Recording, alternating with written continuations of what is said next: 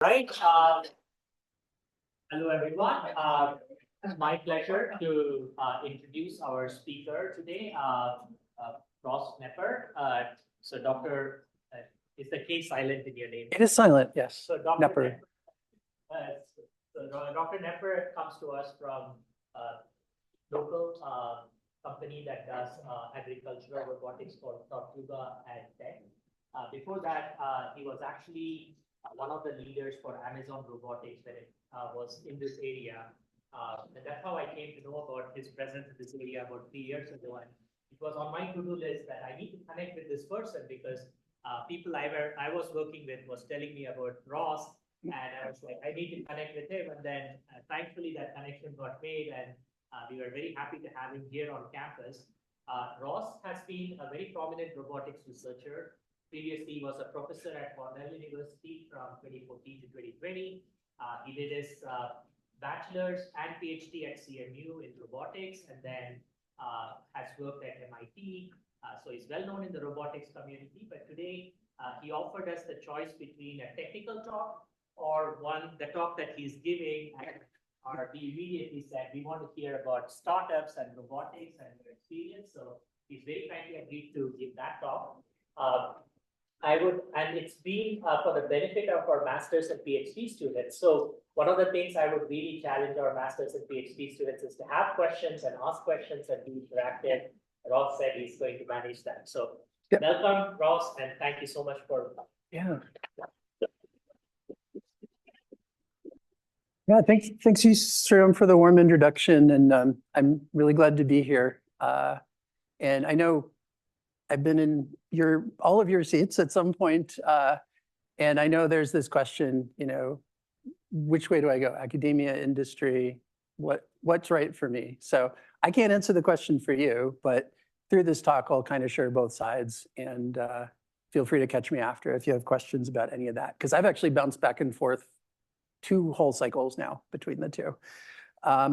Anyway, let me show you briefly about my journey through both academia and industry over the last decade through a couple of videos, a few videos, just to give you a feel for some of the greatest hits, so to speak. So this is a system called IKEABot. It's a fully autonomous furniture assembly system, multi-robot. The robots are planning from a schematic. It's not the IKEA instructions, but something similar. So they have CAD files of the parts and some notion of how the parts are supposed to connect up together.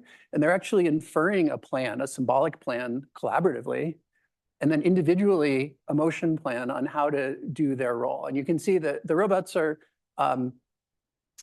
different, right? So each one knows its part. One of them is good at screwing. One of them is good at picking and placing. And they come up with a collaborative plan of how to achieve this whole thing. And although IKEA furniture is fun, I don't think anyone is going to pay a robot to do this when you can hire a person for a lot less.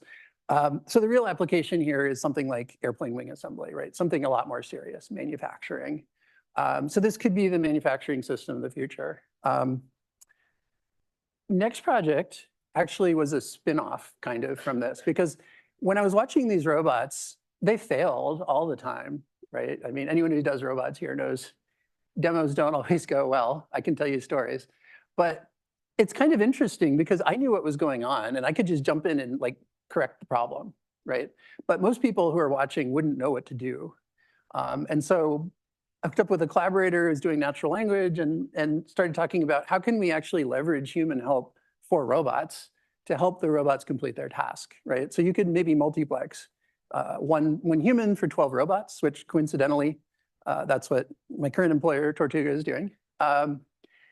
And normally also you're probably not going to have somebody just standing around and watching, right? So the persons assume they're doing some other task that's not supervision.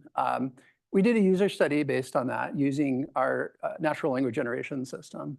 This was all before the whole generative AI boom. This was like 10-ish years ago. So it was based on much simpler machine learning, but I think the system's result still stands the test of time. So we've got our subject here who's assembling some IKEA furniture, coincidentally, and the robot. You notice we've actually structured it so that this table leg is out of reach. It can't pick it up itself. So of course it's going to need help. So it's actually detecting that situation, that it's out of reach, detecting also the context of the scene, right? It's not just give me the white leg because that's ambiguous, right? There's three. So I want specifically the one on the black table. And it's synthesizing syntactically and semantically correct language designed to elicit that reaction from a user who's walking into the scene unaware of what happened up until that moment. And as you can see, he's able to do the right thing and read the paper if you want to know all the details, but the robot then does sort of a handoff to let them know it was a success. Later on, whoops. So this video was from my time at Cornell. It's kind of a short snippet, so I put it on repeat. But what's happening here, there's actually a lot I don't know, it's lagging, sorry about that, but under the scenes, there's a lot of subtlety here. The robot is trying to generate a trajectory that, of course, doesn't collide with people, but actually is actively collaborating with people. So it's trying to generate a legible trajectory that people can observe in this context of this busy scene where we're asking people to do a task, right? So they're not even focused on the navigation piece that we told them the robot's just supervising. But really, we were looking at the navigation. And so how can you compute a path through the scene that's going to help people feel like they're partners in this navigation and not adversaries? And a lot of it has to do with subtle motion cues. So I don't have the time to go into that now, but again, maybe that'll be a tech talk for next time. But it was a great segue. So 2020, the pandemic was happening. Seemed like a good time for a change. So I moved into industry here locally at Canvas, part of Amazon, and built this robot. So this was a product of many people's work, but I was involved in the motion and the human interaction piece of this. And you can see, so this robot is actually safe around people. It's aware of their presence. It's trying to actively signal to them using lights and motion. And it is a collaborative robot, right? Its job, it's only actively collaborating with the people on either end, pick up and drop off. But the scene that it's in, this is actually between shifts. So during a shift, this Amazon facility would be packed with people, moving packages, moving carts all over. And so navigating a robot in that scene where the map doesn't even look the same twice, right? There's like pallets stacked with boxes and 5 minutes later it's gone. There's a ton of really exciting robotics problems in there. But then there's this whole systems problem of just how do you build a robot that's robust to all of that? From there, after Canvas closed, I moved on to Outrider, just on the other side of the dock door. So outside of one of these warehouses is a distribution yard full of trailers. People are loading and unloading trailers all day. And in between, the trailers need to be staged in different places, parked out of the way. Over the road trucks come and pick up and drop off and so on. And so there's this job, yard trucks, just shuttle trailers around within the distribution yard all day long. So this is something that Outrider automates. And you can see here like high precision backing. This is a 53-foot long trailer. So basically the inverted pendulum problem. Imagine trying to balance like a broomstick upside down that's 53 feet long. So, and you need to do that, within a few centimeters per sit rep. So pretty cool technology. Here's what I do now. I'm actually here as an individual today, not representing Tortuga, but I'm also excited about the company. So I'll show you this video too. So the robots, their primary job is harvesting crops. We have a variety of other services, forecasting, some husbandry stuff. But really the challenge here is you're dealing with complex organic systems that are never the same twice, right? One row is different from the next. Some grapes are ripe, some are not ripe yet. So you're having to reason about, which ones should be picked? How do you pick them? How do you detect them in the first place? How do you know whether you successfully pick them, right? So like, there's this whole sequence of steps that all have to go right just to get a berry or a cluster of grapes into the bin where you can then hand it off to the farmer. I'll go into more of the challenges later, but this company's been around for 8 years, and so the technology is actually remarkably mature at this point. We have 150 robots operating in 2 continents, and have a whole team of operators to run them. Oh yeah, so UVC is another service. It kills fungus. So when you do it the right way, forecasting, and yeah, so some of the greatest hits. Enough about my journey. I will talk more about Tortuga, about the stuff that I've been working on lately, but I know you're all enticed here by the title, by the abstract, learning more about, what makes robotic startups hard. So let's go into that a little bit. So I've spent a lot of time in academia, a lot of time in industry. So I thought it might be helpful to do a little side-by-side comparison, right? So the focus, first of all, is often very different. Like in academia, as a PhD student, I was picking a narrow slice of a problem and taking shortcuts for everything else, right? I do it in simulation, or I use a Vicon system instead of real localization. That doesn't work in a farm field, but it's great for a paper. Versus solving the systems engineering problem. Like everything has to work. The system is only as strong as its weakest link. What does success mean? For academics, right? I was a professor, publishing papers, cool videos, getting a new grant. This is all huge. This is how we make our careers as academics.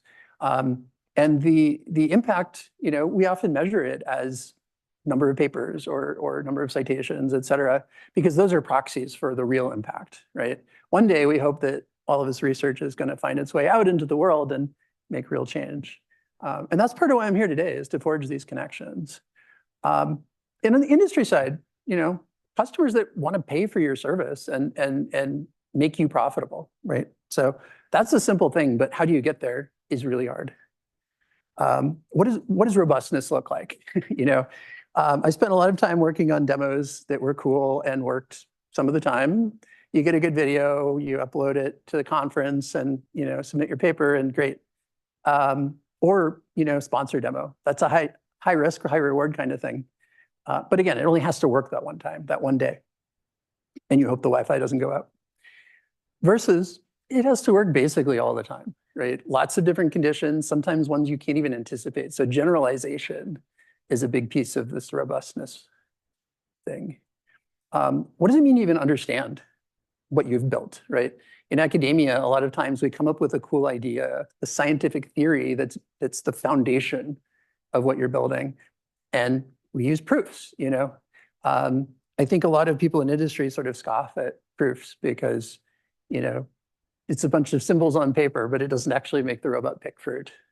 But I have found, the theoretical work I did at Amazon was directly from the work I was doing at Cornell, right? So a lot of game theory, a lot of probabilistic inference kind of stuff that translated into actually robots navigating around a sort center and moving packages. So there is a link there, but it's tricky a lot of times to trace that link. Industry side, we use data analytics, right? We know it works because we have gigabytes of data telling us that it works. And if we're good at the analytics side, we know all of the problems that happen. We can find every failure and look at why. And it's that due diligence that gives us the robustness and ultimately then the success.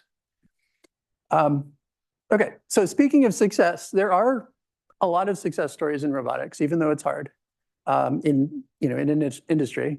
But a lot of them, the common theme is human-free. Factory automation, lights out warehouses, Mars rovers, drones. There's a lot of places where you operate robots away from people, both for safety and because people mess stuff up. That's what my user studies showed, is like people will find ways you never would have thought of to ruin your experiment. Same is true in industry, right? There's a lot fewer really, truly successful automation and robotics companies operating directly around people. I'm not saying it's zero, it's definitely not. But on the other hand, there's a lot more failure stories than success stories. So Let's look at the life cycle of a startup, right? So this is a very standard sort of thing. You start at the top and read it like a clock. So the right half of it is basically like you're in the garage, you're getting your parents to invest, very early stage stuff. You get around to the southwest corner, the medium blue, and in particular, scale up. Scale up is where so many tech startups fail, but especially where so many robotic startups fail. And I'm going to talk a lot about why today. But maybe worth noting, the dearly departed. You may quibble with some of these. Like some of these products are still available. Companies sell the IP to another company and they resurrect it, keep it alive. Some cases like Uber actually paid somebody else to take their IP in hopes of later getting a return on that. But it's a tough market to actually make it big, sadly. And I at everywhere that I've been in industry, I'm trying to not become one of these. So the elephant in the room, we're in the middle of this AI renaissance right now, right? So is that going to save us? We were actually talking about this at lunch today too. I'm a pessimist, so just about this to let you know, like there's some amazing robots you can buy now. These things are out in the world, especially over the last few years, humanoids doing incredible things. Like the demos, blow my mind. And I'm not the only one, trillion-dollar iPhones of the physical world. Elon Musk says Optimus can do anything you want. $24 trillion AI opportunity you haven't heard about. Humanoids are poised to propel robotics into unprecedented realms, right? So a lot of hype out there. Let's go back though to this idea of a renaissance. And pardon me if I'm being a little bit literal here, but I actually want to talk about the real renaissance. So this is a timeline over the last 2 millennia of world gross domestic product per capita, which is a good measure for how is our standard of living, right? And you notice there's this big exponential curve right at the end. But the Renaissance was not part of that. The Renaissance was an intellectual movement where people learned a lot about what they didn't know before. It was kind of a revival of things that the Greeks knew and had been forgotten, at least in Western Europe. But it didn't move the needle on GDP per capita, right? What did is the Industrial Revolution, which came a couple centuries later, which incorporated ideas from the Renaissance and the Enlightenment, plus applied science. They reduced it to practice. So maybe what we need is actually an AI industrial revolution, right? What does that look like? So Thomas Edison, genius that he was, he never invented the everything machine. Why not? Well, if you look at the real jobs that we need to do in the world, they're deep, they're specialized, highly repeatable, often physical. And, a world full of Inspector Gadgets is just too expensive. Like it just doesn't make sense. Is a humanoid even truly optimal? Is it optimized for every job that you might want to do? Well, are you optimized for every job? No, of course not, right? We optimize ourselves by augmenting our environment with tools, specialization, and why wouldn't we do that same thing for robots? Is there, a form factor? Is the humanoid form factor actually the best one, right? You can say, the world is sort of adapted for us to do everything, open doors, drive cars, but that doesn't actually mean that it solves problems the best, right? So if you truly optimize Optimus, you get something like Tortuga's robot, Fiddle, which is optimized to pick fruit and not much else. Any question? You go back to the previous slide where you were talking about the 200 years between. Yeah, actually, I'm going to go forward because it's bad. Sure. Yeah, the Industrial Revolution, right? So the reason that's mostly 200 years is because information took a long time to percolate. That's true. And people did not connect Yes. with each other, and travel was difficult. Now, Yes. in this age of information travel, Mhm. wouldn't it be that, much much shorter time horizon Yes. so Yes. I'm just wondering if that changes. You are being a skeptic to my skeptic, and I really appreciate the challenge. So I'm going to try to make the case here in one way, but happy to talk more at the end if you disagree. Okay, so here's our timeline. I'm just going to take an example, right? For most of the last 2,000 years, humanity, at least in Western Europe, believed in Aristotelian physics, which got a lot of things wrong, right? So objects in motion inevitably come to rest. This ox cart, it doesn't go forever. It slows to a stop, right? That's how Aristotle saw the world. He sat in his chair and that's what he saw. If you took a physics class, you learned exactly the opposite though, right? You learned Newtonian physics, which says objects in motion tend to stay in motion. So that was a huge realization, right? That didn't even happen until after the Renaissance, Principia Mathematica. And it was another 100 years before the Boulton and Watt company built the steam engine using a governor to regulate speed based on the concept of momentum and conservation of momentum. So there's this reduction to practice that took a long time after the basic principles were gotten right. And that is a human process. It is, you're absolutely right. Communication slowed things down, where they were publishing real physical books that had to be carried on ships and whatever. Pieces of this are much faster now. And there's just more people innovating now.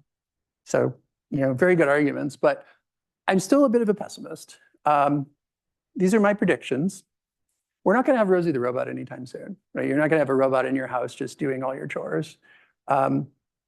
Technologies that generalize, like generative AI, are just going to keep failing at too many edge cases for that to actually work in practice. Robotaxis are kind of another example of this that they've been trying to get right for over a decade now.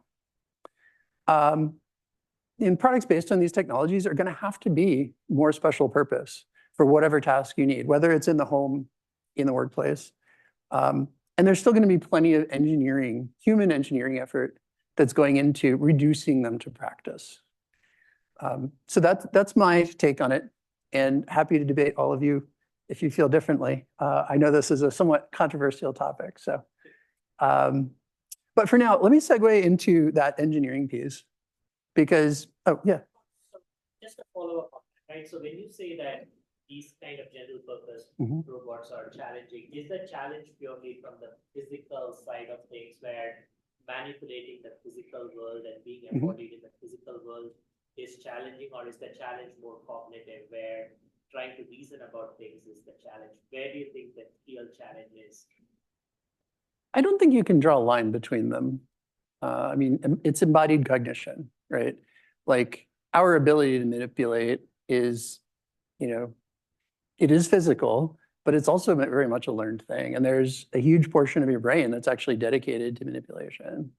And that portion of your brain gets trained over a lifetime of just, manipulating things and learning how to do it dexterously. So it's really the interplay of the two. And, I'm not going to question, like, there's been huge advances in robots' ability to do really incredible manipulation stuff. Folding laundry is like an example that people in robotics have been trying to do actually for a couple of decades. And there were really silly, simple demos of folding a towel taking 20 minutes, like 10, 15 years ago. And now it's like almost as fast as a human's doing it, maybe, right? But that's still in a lab. It's a video, it's a one-off. So, is that something you can sell into a home? Well, actually, one of those companies on the list tried, and is no longer with us. So I don't think we're quite there yet, but I am willing to be proven wrong about this stuff. And then my job gets a lot easier. So it's only upside for me. All right, technical challenge. So I mentioned systems engineering a little bit. Simon Ramo, the father of modern systems engineering, described it as a branch of engineering which concentrates on the design and application of the whole as distinct from the parts, looking at the problem in its entirety, taking account of all the facets and all the variables linking the social to the technological. Like, there's a lot packed in there. And that's kind of the point, is that a robot doesn't exist in isolation, right? You've got the cognitive and the physical pieces of it, but it has to exist in a world that we all share in order to be useful. So it's really the interfaces more than anything that make a robot succeed or fail. And I'm going to do a brief digression here into interfaces just to give you a sense of what I mean by this. So I'll use a simple example, a dating app, right? What makes a dating app simplify dating? And the answer is fewer interfaces. Like, in the old days, all these people just had to go meet each other and talk to each other and date and find out if they even wanted a second date. That's a lot of work. That's it's a quadratic operation in the number of people, right? So it doesn't scale great, particularly if you wanted to try everyone. So what do dating apps do? They insert themselves as a middleman, right? And you don't interact with any of those people unless you get a match. So it goes from quadratic to linear. It's actually just a lot fewer interfaces, which is pretty cool. Hello.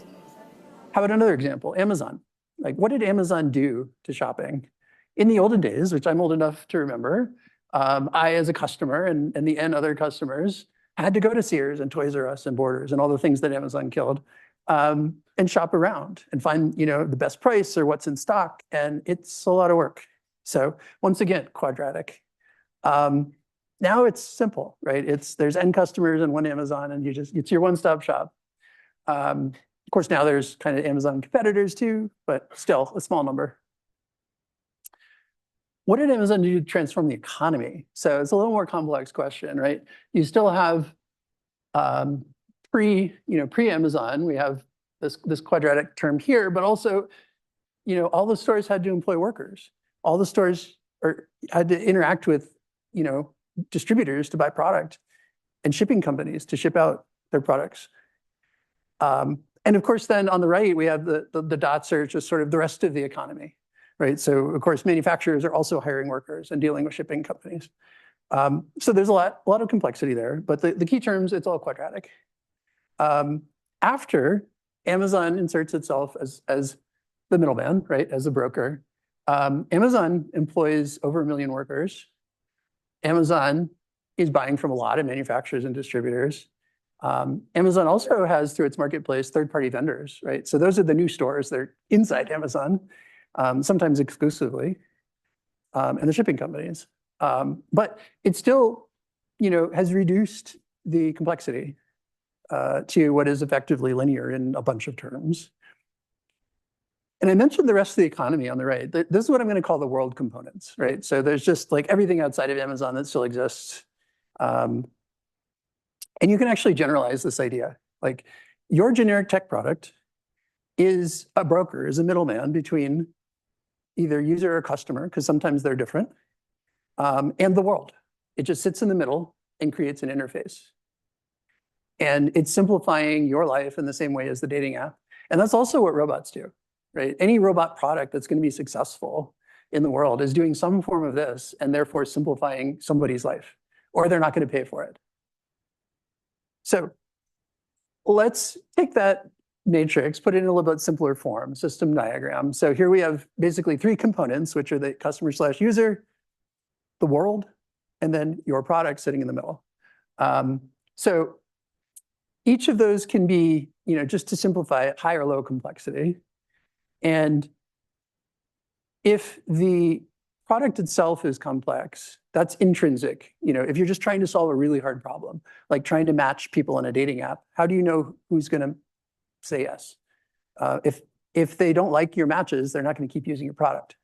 So that's a hard problem intrinsically. But there's also extrinsic complexity, which is if the interfaces are complex to the outside components that you don't control, that's actually much worse complexity because you don't control it. You can't actually fully contain the problem. So revisiting the dating app here, the user is basically doing a very simple thing, right? They're swiping, they're uploading data, and the world is just other copies of the user. So it's the identical operation. But the product itself is still complex, right? It's massive data sets. You're trying to synchronize, you don't want to tell one person it's a match and when it's not. And then, you want a high hit rate. So it's not an easy problem to solve by any means. Take a factory robot. This is a very different sort of application. This one's been around for 50 years, right? Basically unchanged. And what happened here, if you think about the 60s when this was first getting developed, technology was in a much more primitive state where they couldn't fully automate in the way that we think of it today in robotics. So what they did was actually shift a lot of the complexity toward the user. So whereas before you had a worker, on an assembly line doing some repetitive motion, now you have the customer who's, the owner of the factory buying and installing this complex equipment, doing process engineering around giant pieces of equipment, which is a huge investment, and then hiring actually much, higher paid, higher trained people to operate this very complex teach-bend interface, because that's what's necessary in order to program these robots. In comparison, the world is comparatively low complexity. They've simplified it as much as possible within the work cell by eliminating uncertainty, right? It's a highly structured environment. Everything is precisely located down to the millimeter, and you remove uncertainty, right? And one of the main ways you do that is by keeping people out for safety and also for the benefit of the robots. And so the product complexity can be fairly low. Like, although this is called automation, I don't think of it as true autonomy. It's really time-shifted teleoperation. It's just replaying a program that somebody wrote. So, there's this whole other kind of robotics. I'm going to use Tortuga as an example, but any of these, autonomous robotics companies would basically fit in the same thing. And you've got your owner, your customer, who gets berries delivered to their chiller. That's exactly what they need. If they don't need to care how that happens, so much the better. The user interface, actually, in Tortuga's application, the user is actually a Tortuga operator who doesn't need a whole lot of training because they use a game controller that they've been growing up on and therefore know how to use very well to drive the robot into the row. They hit the harvest button, and it's completely hands-off until the robot comes back for a tray change or a row change. So this is great because it makes it easier to hire people to do that work. It's shifting complexity in exactly the opposite direction from what we saw with factory automation. But the world interface is killer. We Tortuga probably picked one of the hardest possible world interfaces to try to solve. So delicate organic structures, the build structures, which are different from one farm to the next. If those poles are too close together, you just can't drive down that row. You've got rough terrain where you're trying to do very precise manipulation at the same time, variable lighting conditions, variable weather conditions, mud. There's this sort of endless range of factors that the autonomy has to generalize across at least enough that enough people want to buy this thing, and it has to work well enough for them that they want to buy it. So the world is complex. What did I just, oh, there we go. World is complex. And that is this extrinsic complexity that's sort of imputed onto the product itself, right? So the autonomy software, the machine learning, the hardware has to be complex, has to be sophisticated to deal with all of that. And that's what technically makes the robotics problem really hard to do in industry. And that's why, as academics, that side of me was thinking about how can we avoid as much of that as possible and work around it and use Vicon and assumptions. Yeah. So one thing that fascinates me here is how much are customers willing to change their farms, for example, and how successful does your product have to be that someone is actually willing to say, I'm going to build farms to this specification and make it easier for them? That's a superb question. Let me come back to that. Yes, because some people are going to be more willing to change their farms to suit you. And some of them are like, no, it's not worth it for me, right? But a perfect segue into business. First off, robots are mostly solving problems that already have solutions. There's very few truly novel applications enabled by robot automation. We're trained in robotics to think about dirty, dull, and dangerous jobs as like classic automation type jobs. These days, it's particularly driven by labor and the availability of labor in given markets. You look at Australia, which for decades has been a tough labor market. That is a place where automation has really thrived. They had the first completely autonomous shipping port in the world because there just weren't people to hire to do it manually, so they had to. Some examples: moving packages in warehouse, free parking trailers in a distribution yard, harvesting fruit. So, there's clearly a theme here in the kind of applications that are getting traction. But businesses really don't care if it's a robot, right? They just want to solve the problem, and they're going to be innovating regardless of whether it's a robot or not. So there's a clock ticking. And from the moment you have the idea, from the moment you identify the market and start building a solution, it's time limited because they're going to solve a problem. And if they don't solve it with your technology, it'll be somebody else or something else. And it takes years to design and build and test and refine a robot. That's just a fact of life. To some extent, if you build a bigger team, you can do it faster, but there's organizational challenges and also just money challenges, right? You can't hire a big team as a seed level startup.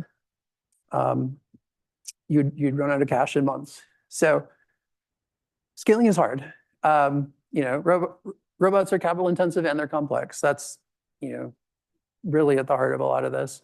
And there's two markets which we can talk about separately. First one is consumer robotics. And actually this comes back to Sriram's question. So there's this idea of the law of diffusion of innovations, that any new technology, you get the innovators, the early adopters, are the first ones to be buying your cool new thing. Think iPhone. Nowadays, it's so penetrated the market. I don't think my mother would be insulted if I called her a laggard.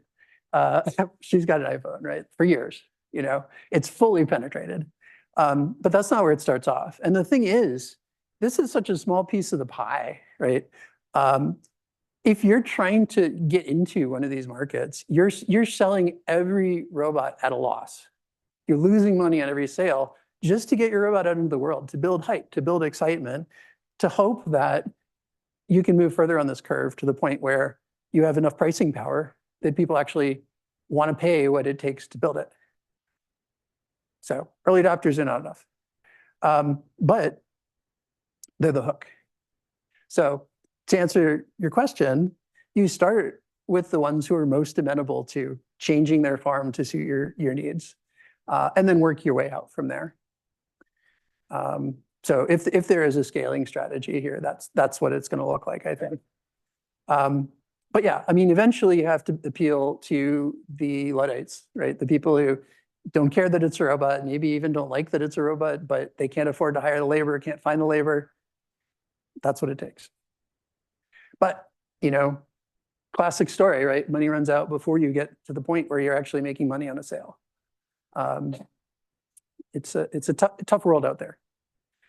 What about business to business, right? So this is the market that I've been working in over the last few years. And, in many ways, it's the same story, but robots are bigger, more expensive. Suppose it takes a year and $100,000 to build one robot. That's obviously not cost effective. And how are you going to recoup the costs enough to build at scale to lower costs enough so that you can then sell to more people? It's kind of a tightrope. So one model here of pricing is robotics as a service. And this is something, for example, that Tortuga has been doing, charging farmers per kilogram to harvest their fruit.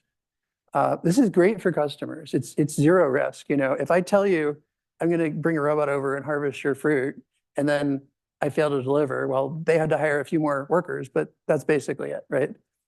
Problem here is I get no money to build the robot up front.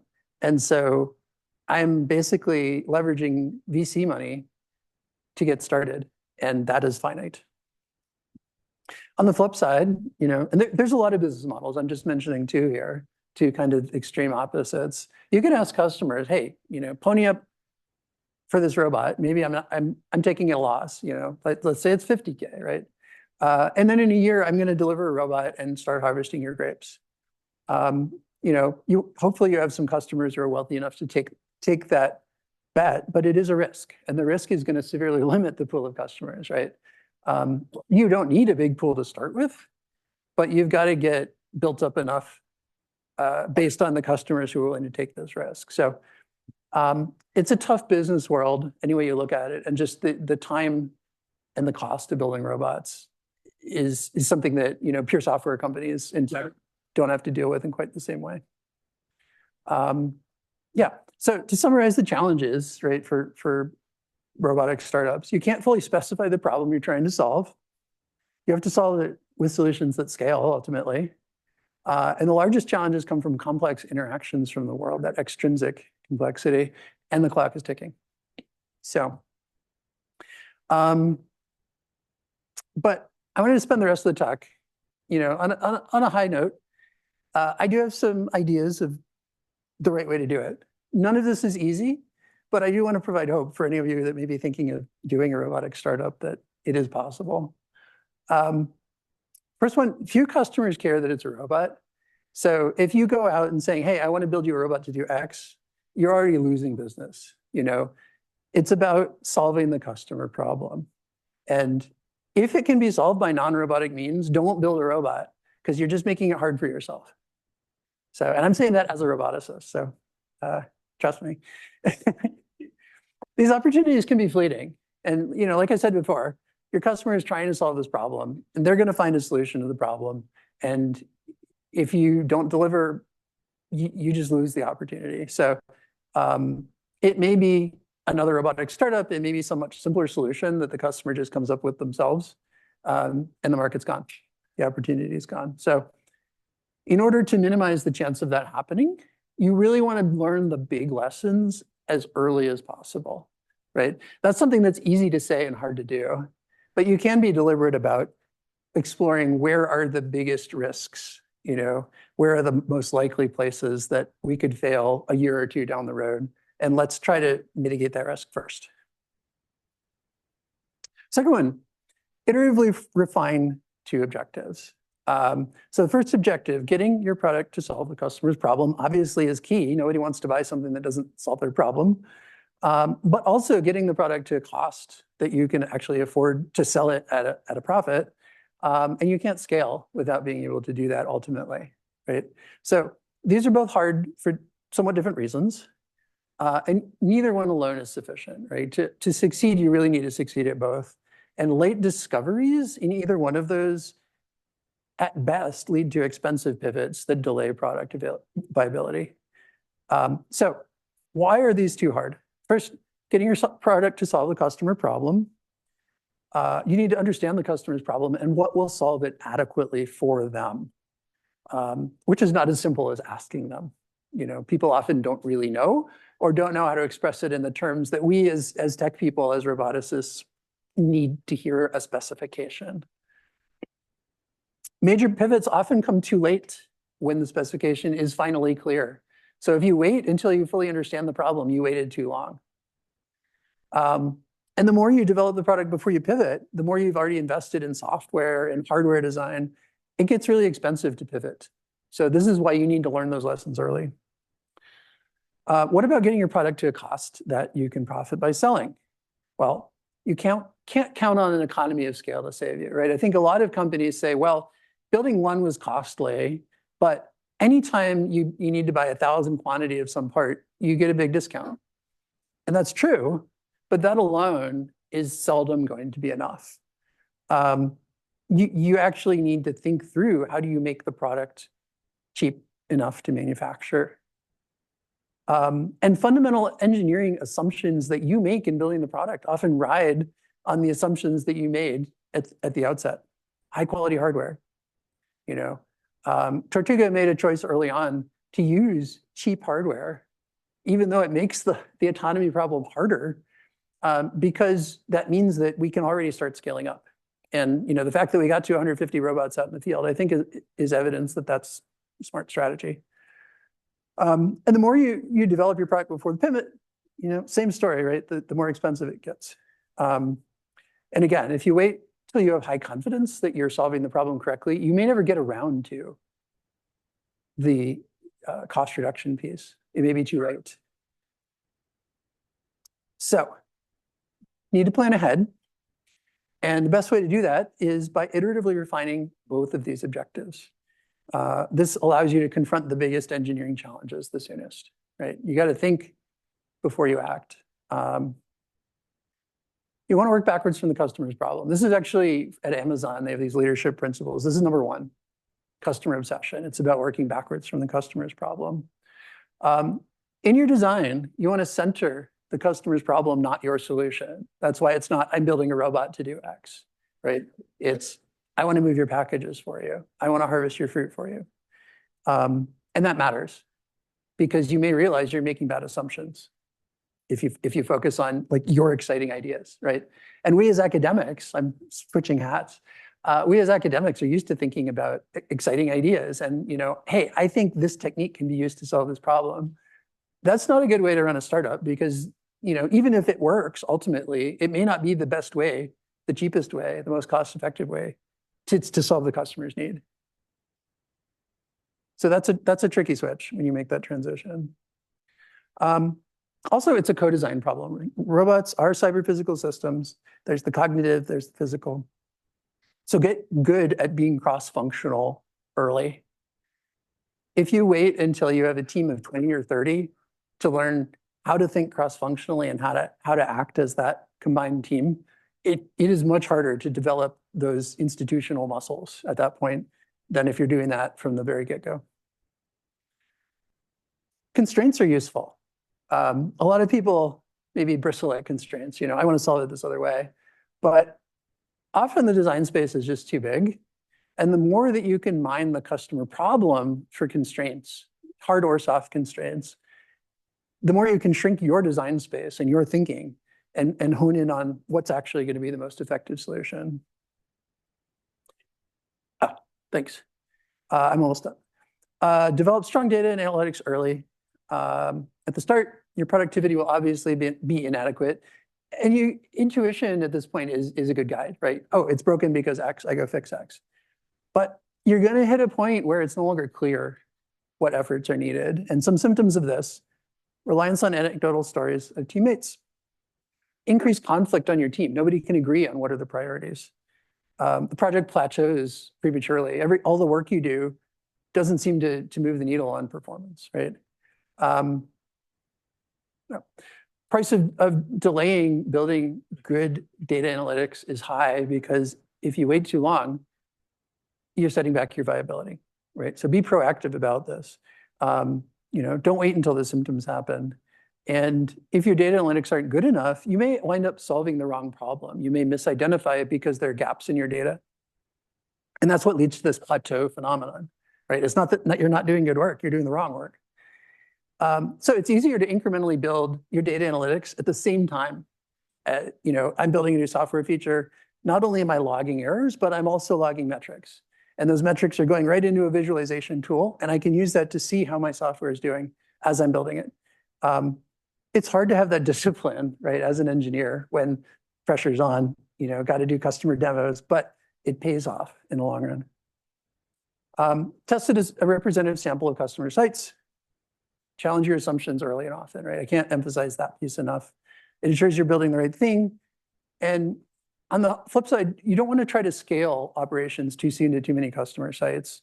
For sure, and especially if you're venture funded, scaling is key to showing success, right? That's what VCs want to see.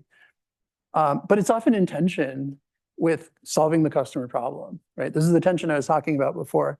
And if you're busy solving the scaling problems at multiple customer sites, you may not be getting better at picking.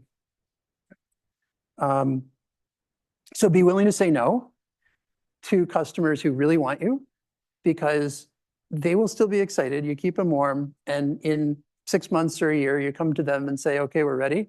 And it works the first time. And they're so impressed. And they go tell your funders, your investors, that's the winning formula, right?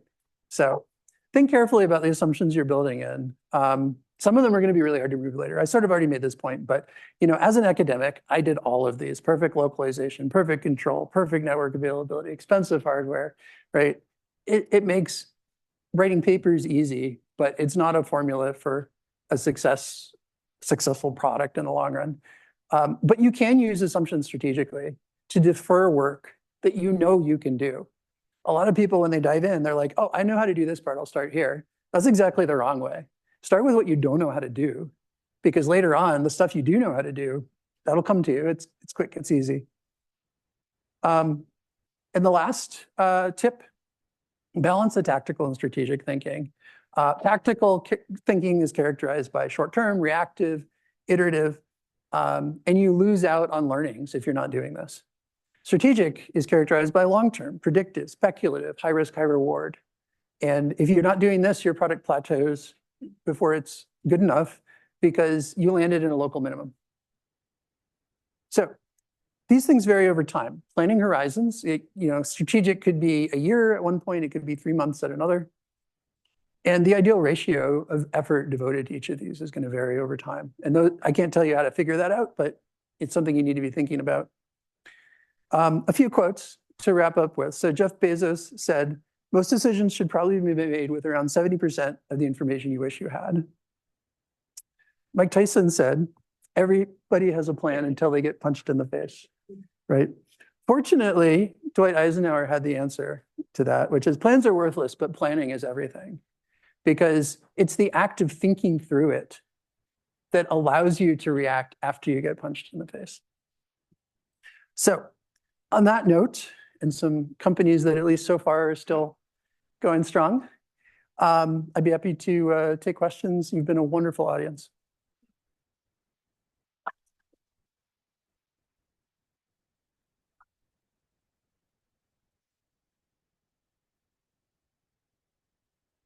On the end first. Yeah.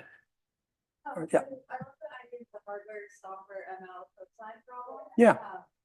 It feels really specialized in our degree programs Sure. and in the research that we do. So what advice would you have for students to build that skill set? It's not really always conducive to research. Right. Yeah, I think we're not looking for like the Renaissance man, the polymath who just knows everything. It's all about collaboration. Somebody I was talking to earlier was asking for like tips for what to emphasize in grad school to produce people who will do great in industry. And one thing I didn't think at the time to say is collaboration, right? It's not about knowing how to do all the disciplines. It's about knowing how to speak the languages. So, I'm historically software, but I speak ML, I speak hardware, right? When I was at Amazon, I hung out on the hardware floor, not the software floor, because I could, hear conversations, I could jump into things and learn. And that is how you be effective. It's the people who can work across those boundaries can not necessarily like be solving problems, but be part of solving the problems across those boundaries. Those are the ones who are really high impact. Other question? Yeah, right here.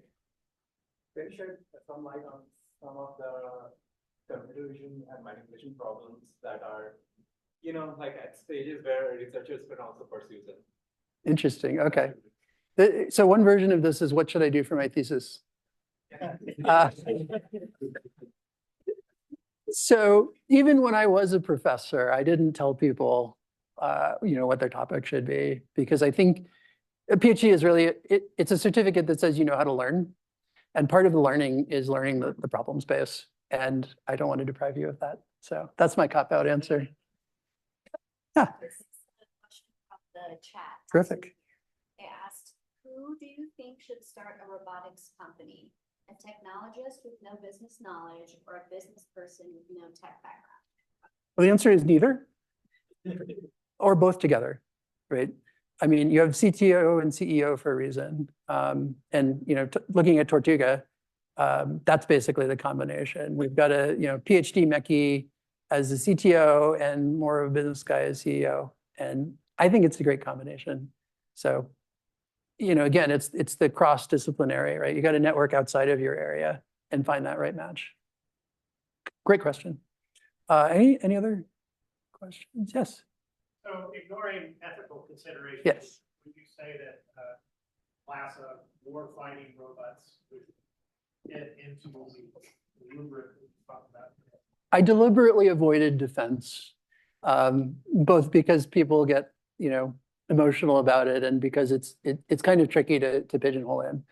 There's actually a whole class of like defense automation companies that are doing quite well. I don't know if any of them are on here, but yeah, I think, you know, DoD it's a whole different world, right? There's a lot of money to invest.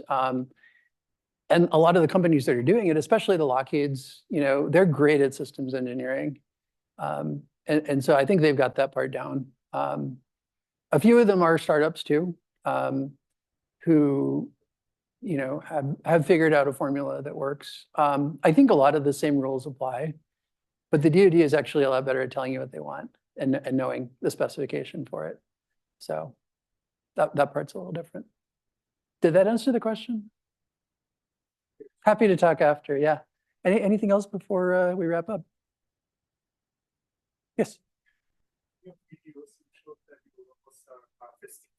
Yes.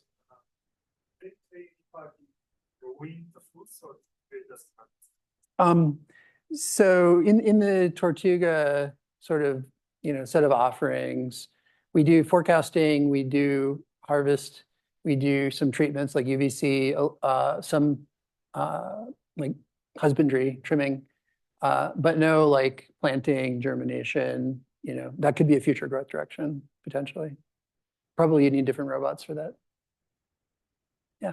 So this is kind of a more question from my own end. I've been thinking about this a lot. So as someone doing very theoretical work in Yes. roughly somewhere around the space, I tell my students, I often feel responsible. Many of my students want to go into industry after they work with me. Mm-hmm. And I convince myself that they are somehow doing something useful with me that they can take over in the industry, even though they are learning really nothing in terms of the kind of skill sets that they would need, even if they do a PhD with me for 5-6 years. So is there something different I should be doing, or should they still be doing the same theoretical stuff and then dropping all of it and going to the industry? Like, is there something they would take with them, or you think I should just not take on PhD students anymore? Wow.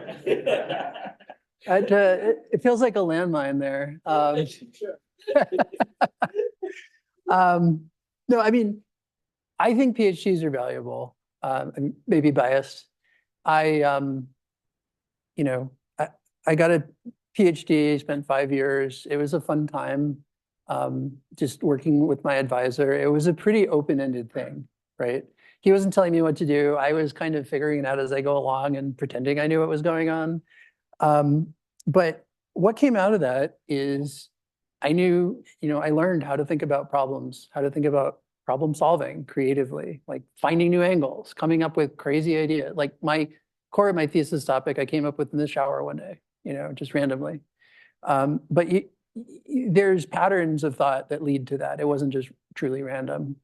So I think in my PhD, that was really the key thing, not the topic itself, which also was pretty theoretical and esoteric and received a few citations. So, you know, I don't mind that because like the product was really me and my ability to think. And the other piece is what I was mentioning before about collaboration. And I think like later in my PhD, my advisor said, well, you should probably go put this on a real robot. And he sent me to Intel to do that one summer. And that was a great experience because it was a cross-functional team and everybody had different, you know, backgrounds and ideas, and just learning like, how do I actually function on this team when I have my own strong opinions about things, and get the job done, right? So those are my takeaways from PhD, and I wouldn't say you should fire all your PhD students. Oh, not Thank you all so much.